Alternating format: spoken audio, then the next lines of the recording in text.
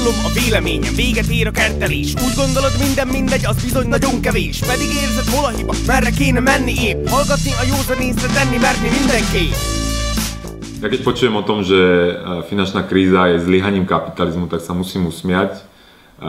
Finančný sektor určite nie je kapitalizmom. Finančný sektor a zdravotníctvo sú dve posledné veľké bašty socializmu. Keď sa pozrite na finančný sektor, je tam jedna monopolná inštitúcia, ktorá určuje cenu úverov, centrálna banka, ktorá dáva licencie všetkým bankám a reguluje fungovanie tých bank. Čiže máte to vysoko regulované odvetvie s dominantným vplyvom štátu.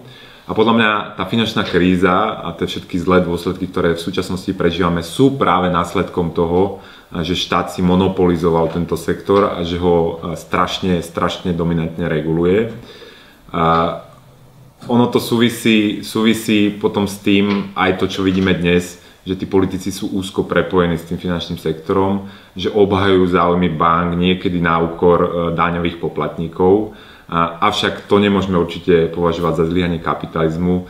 Kapitalizmus je charakterizovaný slobodnou voľbou spotrebiteľa a nejakou intenzívnou konkurenciou v danom odvetví. To bohužiaľ o finančnom sektore nemôžeme povedať, keďže sú tam všetky tie inštitúcie, ktoré tam dnes pôsobia.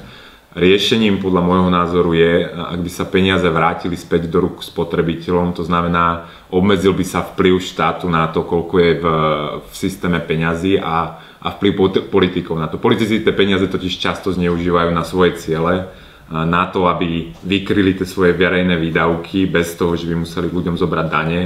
Oni im to potom berú na inflácii a vlastne takto zneužívajú tú kontrolu nad peniazmi. Volám sa Juraj Karpiš a stojím si za názorom, aj keď ten sa z času na čas mení.